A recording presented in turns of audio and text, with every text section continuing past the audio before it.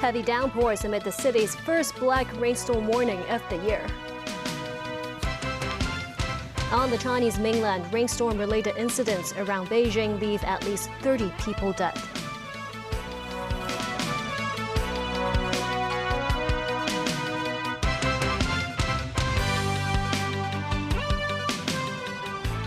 In the U.S. state of Nevada, 3 people have died and several others injured by gunfire at a casino and resort in Reno.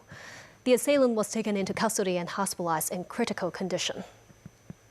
The shooting took place outside the Grand Sierra Resort at around 7:30 a.m. on Monday. A suspect who has not been publicly identified pulled out his gun at the casino's parking lot and pointed it at a group of bystanders. Reports say the gun initially malfunctioned, but once the man was able to make it operable, he fired multiple shots, causing 2 deaths.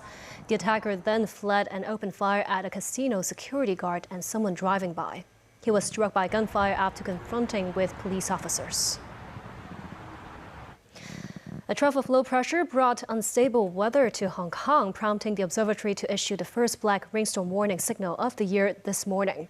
The signal remained in effect for nearly 2 hours, with heavy rain concentrated in the eastern and southern parts of the city, causing flooding in multiple areas. Celine Chan has more. The broad trough of low pressure triggered torrential rain during the morning rush hour, leaving skies dark and gloomy. There were heavy downpours in Sai Kung, reducing visibility for drivers.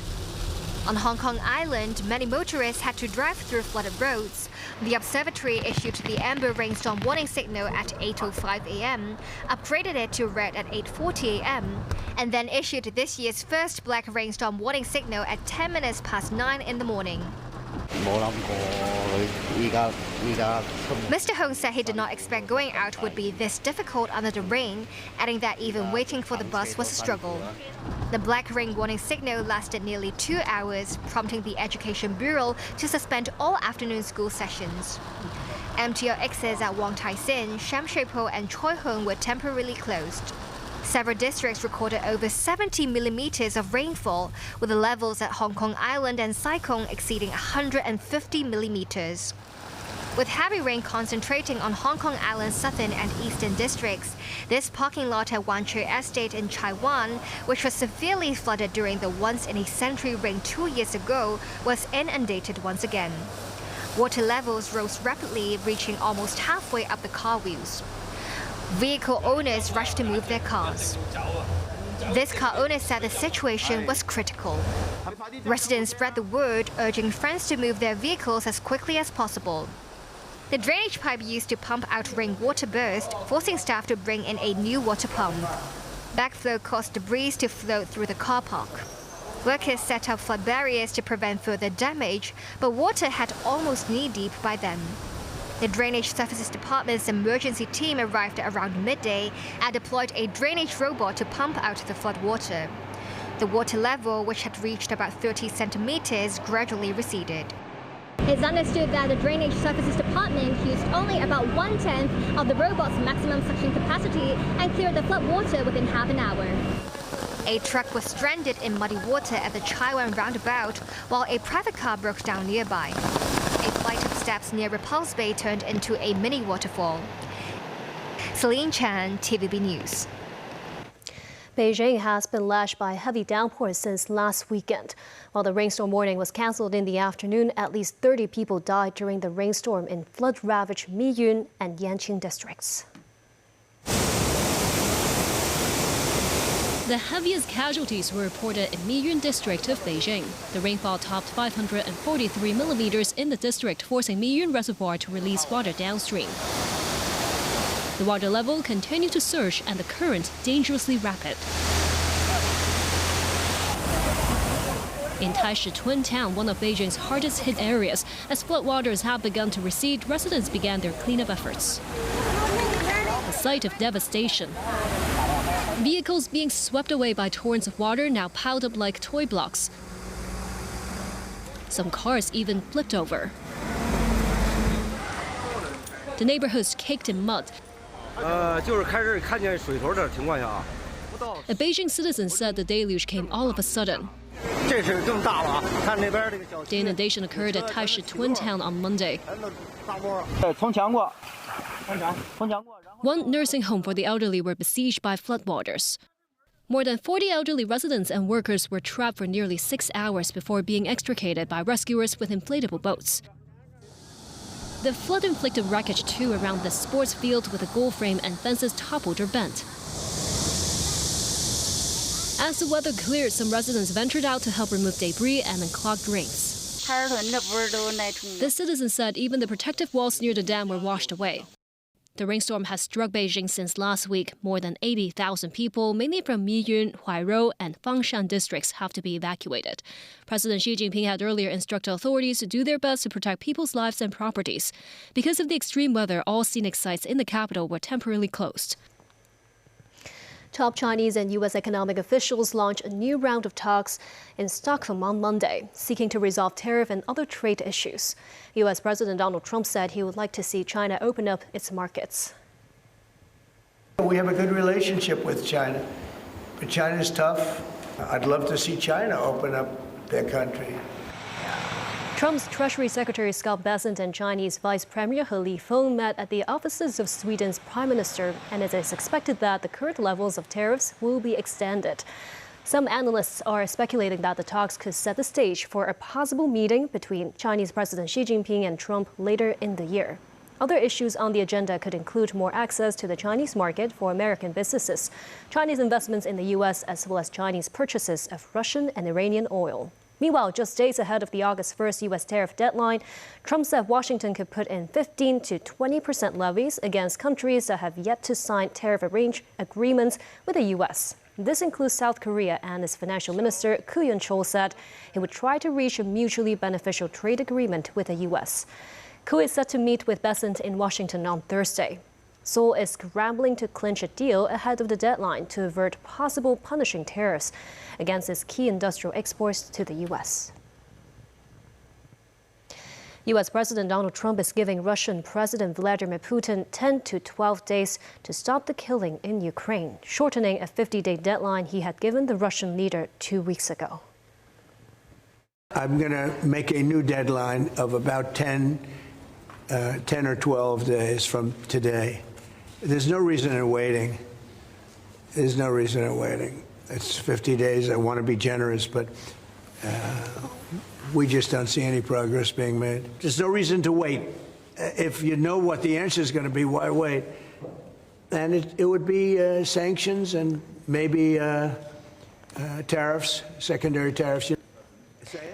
Trump spoke candidly about his disappointment in Putin and not being able to broker a deal between Russia and Ukraine, telling reporters he never thought this would happen.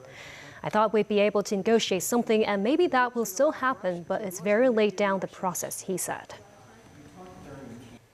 And still ahead, Trump says there is real starvation in Gaza in break with Netanyahu. People displaced by war return home after the Thai-Cambodian ceasefire deal. And final day activities of the annual Anycom and Games Fair.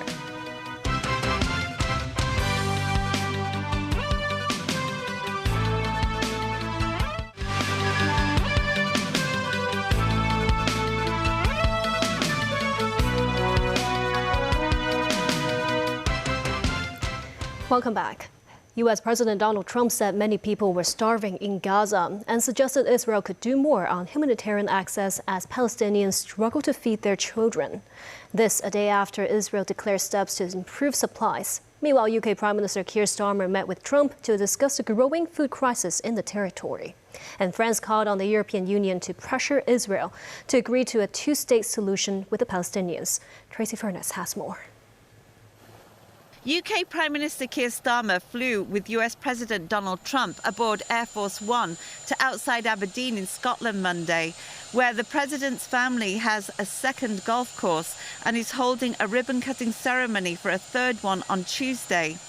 Earlier, the two held a meeting at Trump's Turnberry golf course, where the main discussion was the growing famine crisis in Gaza. We've had the opportunity to talk about the situation in Gaza and the intolerable situation, including images of starvation. And I think both of us know that we have to get to that ceasefire and we have to increase humanitarian aid in. And thank you for what you've already been doing, are doing, and are committed to, because without you, this would not be capable of resolution.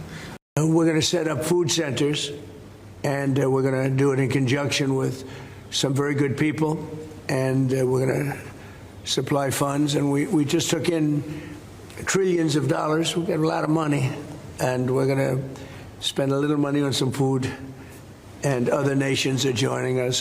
This as Israeli Prime Minister Benjamin Netanyahu denied there is any policy of starvation towards Gaza, adding no one in Gaza is starving. Speaking on the sidelines of a high-level UN meeting on the two-state solution co-chaired by France and Saudi Arabia, the French foreign minister said his country is calling on the European Union to pressure Israel to agree to a two-state solution with the Palestinians. France just days ago pledged to recognize Palestine as a state.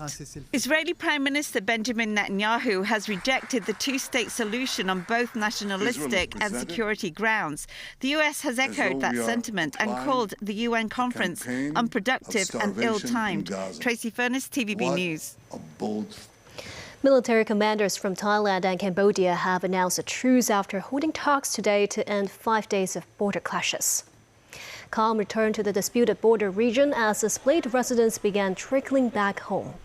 This family had evacuated and stayed with relatives about 80 kilometers away. They returned to their border village this morning with a few belongings they had grabbed before they fled.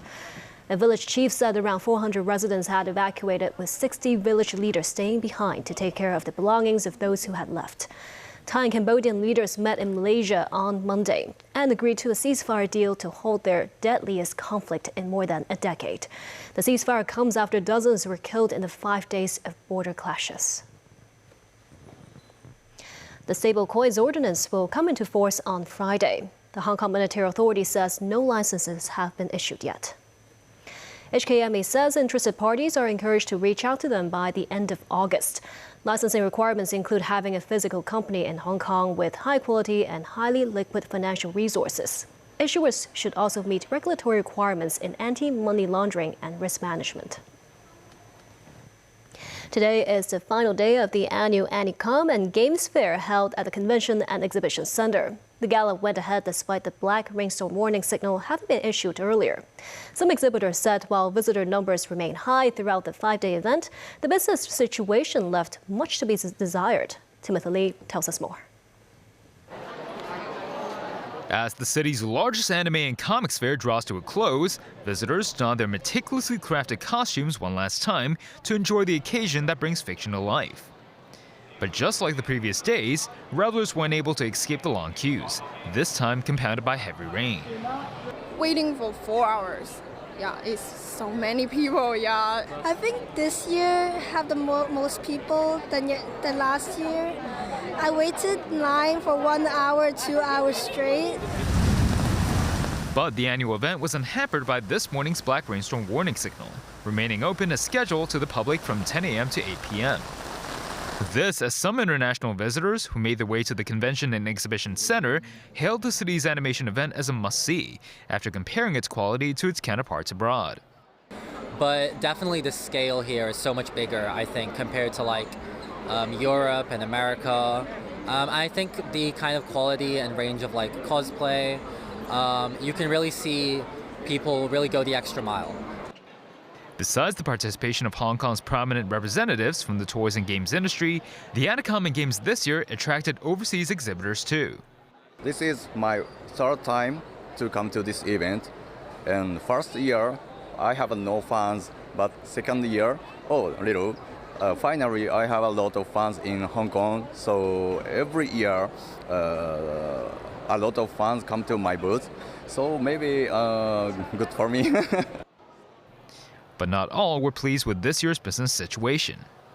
I think this is a little less people than the year before, and we feel that the people have less money and less less power to buy some high-end toys, so we need to adapt and to make some toys cheaper, smaller.